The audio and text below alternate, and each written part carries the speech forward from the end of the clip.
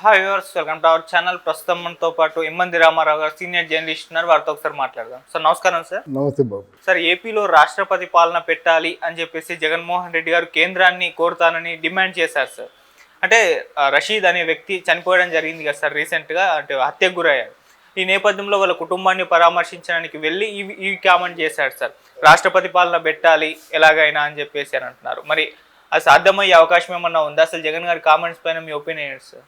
ఈయన ధోరణి ఎలా ఉందంటే, ఆలు లేదు చూలు లేదు, కొడుకు పేరు సోమలింగం అంటారు చూసారా. అది నిన్నగాక మొన్న 10లో కూర్చున్నారు, 1 month అయింది. అప్పుడే రాష్ట్రపతి పాలన విధించవలసినంత విధ్వంసం ఏమి జరిగింది అక్కడ? ఎవరో ఒకరు నీ పార్టీ వాళ్ళు ఒక మనిషిని మా తెలుగుదేశం పార్టీ వాళ్ళు చంపారు, అంతే కదా. మరి ఎలక్షన్ పరంగా ఎంతమందిని చంపేశాడు? పిన్నెల్లి రామకృష్ణారెడ్డి మీద ఎన్ని మర్డర్ కేసులు ఉన్నాయి? మర్డర్ కేసులు ఉన్నవాళ్ళు పెద్దిరెడ్డి రామచంద్రారెడ్డి మీద ఎన్ని మర్డర్ కేసులు ఉన్నాయి? అనిల్ కుమార్ యాదవ్ మీద ఎన్ని మర్డర్ కేసులు ఉన్నాయి? కొడాలి వల్లభనేని వంశీ మీద ఎన్ని ఉన్నాయి? ఇప్పుడు చెప్పోయా, మీ పార్టీలో ఎన్ని మర్డర్ కేసులు ఉన్నాయో, వాళ్ళ పార్టీలో ఎన్ని మర్డర్ కేసులు ఉన్నాయో ముందు పెట్టు, ప్రధానమంత్రి ముందు పెట్టు. పెట్టడానికి చేత కాకపోతే వాళ్ళే పెట్టుకోమని చెప్పు. అది నిజాలు తెలుసుకొని తప్పు చేసేవాడికి శిక్ష విధించమని చెప్పు. రాష్ట్రపతి పాలన ఎందుకు? ఒకవేళ పొరపాటు చేసినట్టయితే వాళ్ళే వెళ్ళిపోతారు, నువ్వే పరిపాలించుకోవచ్చు కదా. ఆ బాధ్యత అయితే కేంద్ర ప్రభుత్వమే తీసుకుంటుంది. కానీ అప్పుడే ఇంకా నిన్నగాక మొన్న గద్దె ఎక్కారు, ఏదో పుట్టుడు ఆశలతోనేమో ఆ మోదీ గారిని అంటే ఒప్పించి సంపద తెచ్చుకుంటున్నారు. ఇప్పుడు నువ్వు మాట్లాడు, ఏవైనా అర్థం ఉందా? నిన్ను గమనిస్తున్న సమాజం నీ గురించి ఎంత అసహ్యకరంగా అనుకుంటుంది. నీ లేఖను తీసుకెళ్ళి ఎక్కడో చిత్తు బొట్టులో పడేస్తారు, అదే కదా నీ లేఖ. మరి రాయడంలో నీ తాలూకు గుణం బయటపడుతుంది. ఇంతవరకు అన్నప్రాసనాడే ఆవకాయ అంటారు చూసారా, ఇప్పుడు అలా కాదు, అన్నప్రాసనాడే నాటుకూడు అన్నట్టే ఉంది నీకు. కానీ ఏమి లేదు కదా, నువ్వు అంత మసాలా దట్టించి బయటికి ఎక్స్పోజ్ చేయవలసిన అవసరం లేదు. అది ఉంటే ప్రజలు చీకొడతారు, ప్రజలే తిరస్కరిస్తారు. మీకు భయపడి ప్రజలు గొంతు తిప్పలేదు, మీకు భయపడిపోయి జర్నలిస్టులు కూడా గొంతు తిప్పలేదు. ఎదురేసిన జర్నలిస్టునేమో తలకాయ బద్దలు కొట్టారు, నామినేషన్ వేస్తున్నప్పుడు చేతులు నరికేశారు, ఇళ్లలో పడుకున్న వాళ్ళ మీద కేసులు పెట్టారు. అమరావతి రైతులందరినీ 5 సంవత్సరాల పాటు అహర్నిశలు కూడా వాళ్ళ బతుకులు ఎలా అయిపోయేంటి? ఎందుకు బతుకుతున్నావురా, చచ్చిపోదామన్నంత జీవితం మీద విరక్తి కలిగేలా చేసింది మీరు కాదు. మరి అప్పుడే విధించాలి నీకు, అప్పుడే మరి రాష్ట్రపతి పాలన విధించాలని చెప్పొచ్చు కదా ఎవరైనా. ఎందుకు చెప్పలేదు? ఏమైనా చెప్తే చంపేస్తావు నువ్వు, రాక్షసుడివి, ఎవరి మాట వినవు. అది కదా, అదే అసలు నీకు ఈ గతి పట్టడానికి, ఈ స్థితికి రావడానికి కారణం ఏమిటా అని ఒక్కరోజైనా ఆలోచించుకున్నావా? నీ తల్లి నీకు దూరం అవడానికి, నీ చెల్లి నీకు దూరం అవడానికి, మీ నాన్నగారి తాలూకు సమకాలీనులు అందరూ దూరం అవడానికి, మీ నాన్నగారికి ఆత్మ అని పిలువబడేటువంటి రామచంద్రరావు దూరం అవడానికి కారణం నువ్వు, నీ వ్యవహారం కాదు. ఏ రోజైనా ఆలోచించావా? ఇది నువ్వు లేఖ రాసావు, లేఖ రాసేమిటి? నీ పార్టీ కోసం స్టిల్ ఇంకా పోరాడుతున్నాను, ఒంటరిగా పోరాడుతున్నాను, నాకెవరేంటి భయం, ఎవరంతే భయం ఏంటి అని చెప్పేసి ఏదో మేకపోతు గాంభీర్యాన్ని ప్రదర్శించడానికి మాట్లాడుతున్నా. కానీ ఇది ఎవరు చూస్తారు నిన్ను? పైగా అటుపక్కున్నోళ్ళు సామాన్యులు కాదు. ఒకడేమో బాగా కేంద్రంలో చక్రం తిప్పేటువంటి వ్యక్తి ఒకడు, అభిమన్యుల్లో దూసుకొచ్చినటువంటి ఒకడు పవన్ కళ్యాణ్. వాళ్ళ మీద నువ్వు ఉత్తరం రాస్తే వాళ్ళు పోలీసుల యాక్షన్ కాదు, జనసేన యాక్షన్ తీసుకుంటుంది.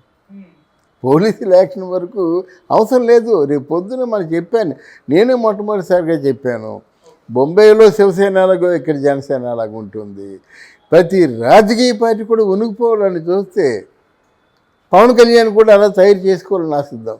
పవన్ కళ్యాణ్ కూడా ఏదైతే చెత్తాము గంజాయి ఇట్లాంటివి ఉన్నాయి కదా, మొక్కలు ఉంటాయి కదా పొలంలో, ఆ, వాటిని వేరే వేయాలన్నమాట. వేరేసి మంచి పదునైనటువంటి సేనగా మలుచుకోవాలి. మలుచుకుంటే no doubt this could be another Shiv Sena.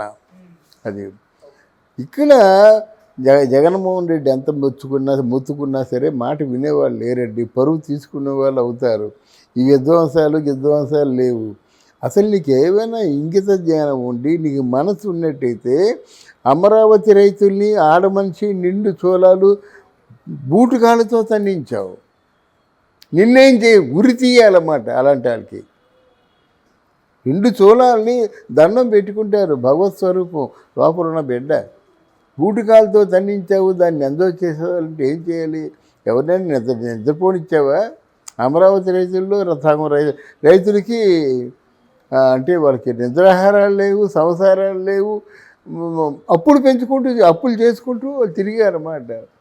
భవన నిర్మాణ కార్మికులకి ఎవరికైనా బాగుపడ్డారా? వాళ్ళు అంటే అలో లక్షణ అంటూ ఏడ్చారు. తర్వాత ఇసుక ఎక్కడ 2000 3000 ఇసుక ఒక 20,000 లోడ్ అయింది. వాళ్ళు పనులు లేక చచ్చిపోయారన్నమాట. వాళ్ళు ఎంత ఉసిరు తగిలింది నీకు? వాళ్ళ జీవితాలు ఏమైనా బాగు చేసావా? చెత్త పన్ను అన్నావు, ఆ పన్ను అన్నావు, ఈ పన్ను అన్నావు, ఆ పథకం అన్నావు. ఎవరినైనా ఓ 10,000 రూపాయలు ఇచ్చామంటే 15,000 రూపాయలు తీసుకుంటున్నామని వాళ్ళే అంటున్నారు. అప్పుడు విధించాలి రాష్ట్రపతి పాలన. హత్యలు చేయించావు కదా, అప్పుడు విధించాలి రాష్ట్రపతి పాలన. ఏవీ లేని వ్యక్తులైనటువంటి పెద్దిరెడ్డి రామచంద్రారెడ్డి రాయలసీమలో 1/4 ప్రాపర్టీ అయింది. అప్పుడు విధించాలి. వాళ్ళకి ఎదురుగా వెళ్ళి మాట్లాడితే బతుకుండడమేనా? అలాగే ఏవి అంతా కోల్పోయి నిరాధారంగా ఉన్న రోజాని ఈరోజు 1000 కోట్లకు అధిపతి అయిందంటే నువ్వు కళ్ళు మూసుకోబట్టే కదా. నువ్వు 1000 కోట్లకు అధిపతి అయిందంటే ఆ 1000 కోట్లు ప్రజాధనమే కదా. అప్పుడు విధించాలి రాష్ట్రపతి పాలన. అంటే ఇప్పుడు మన కొడాలి నాని ఏ అధికారంతో ఆయన ఉన్నాడండి? ఏ అధికారంతో క్యాజిన్ ఆడాడండి? ఏ అధికారంతో నీ గంజాయిలో వాటా తీసుకున్నాడు, ఎక్స్పోర్ట్ చేశాడండి? అటువంటి సమయంలో విధించాలి. ఇది ఈ అంతకు మించి ఒకే ఒక మాట, నీకు సోలైనటువంటి విజయసాయి రెడ్డి ఆయన నేను అడ్డం పెట్టుకొని 8,000 కోట్లు పొందాడు, ఎంత ధనాన్ని సంపాదించాడు, వాడు అల్లుడికి ఎంత ఇచ్చాడు, వాళ్ళ తాలూకు ఎవరో ఆత్మీయులు చాలా ఆత్మబంధువులు కొంతమంది ఉన్నారు కదా, వాళ్ళకి ఎంత ఇచ్చాడో ఆలోచించుకోవాలి కదా. నీ ఆత్మబంధువులకి నువ్వెంత ఇచ్చావు?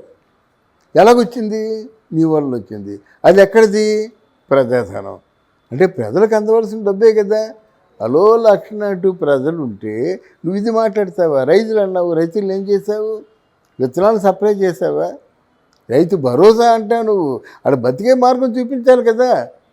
అదేమీ లేకుండా 3 సంవత్సరాలు కళ్ళు మూసుకొని కూర్చొని ఒక 4వ సంవత్సరంలో 5వ సంవత్సరంలో 4 దాన్ని ఏమంటారు పెయిడ్ ఆర్టిస్టులు లేకపోతే పెయిడ్ స్పోక్స్ మ్యాన్ని పెట్టేస్తే అబద్ధాలు నిజమైపోతాయా? నిజంగా ఈ పెయిడ్ స్పోక్స్ మ్యాన్ అంతా మాట్లాడింది నిజమని వాళ్ళు నమ్మినట్టయితే అవతల వాళ్ళకి డిపాజిట్లు రావు. దాందే మనమే చెప్పామనుకోండి, మనం చెప్పింది ఇది నిజం కాదురా సోదనుకుంటే ఎవరు చూస్తాడు? కరెక్టే సార్. మరి 1,00,000 మంది ఎందుకు చూస్తారు? అది నిజం అని నమ్మితే చూస్తారు. అది దాని నష్టం ఆ పార్టీకి అనే విషయం తెలుసుకోలేకపోతున్నారు. ఓడిపోయినట్టుండు. వాళ్ళు ఏం చేస్తారు చూడు. కనీసం ఒక 6 మాసాలు టైం ఇవ్వాలి కదా. టూ ఎర్లీ కదా. దాన్నే హనీమూన్ పీరియడ్ అంటారు అన్నమాట. మాట్లాడేవాడికి అతి లేదు, గతి లేదు, అర్థం లేదు, పార్థం లేదు. ఆ గుడివాడ అమర్నాథ్ ఉన్నాడు, వాడికి ఏమీ తెలీదు. హనీమూన్ పీరియడ్ అంటే భార్యాభర్తలు బయటికి వెళ్తారు కదా హనీమూను, అది ఒక నెల చాలంటాడు అన్నమాట. ఈ హనీమూను ఆ హనీమూను ఒకటి కాదు. ప్రభుత్వం ఇనీషియల్గా ఒక 6 గంటలు ఉండాలి, వేచి ఉండాలన్నది పొలిటికల్ భాషలో హనీమూన్ స్పూన్ ఏమంటారు హనీమూను టైం అన్నమాట. నువ్వు నిజ జీవితంలో భాష మాట్లాడితేవేంటి? ఒక 2 నెలలు చాలదా, 3 రోజులు చాలదా అని చెప్పేసి అలాంటి వాడు. నువ్వు సంపద ఎంత సృష్టి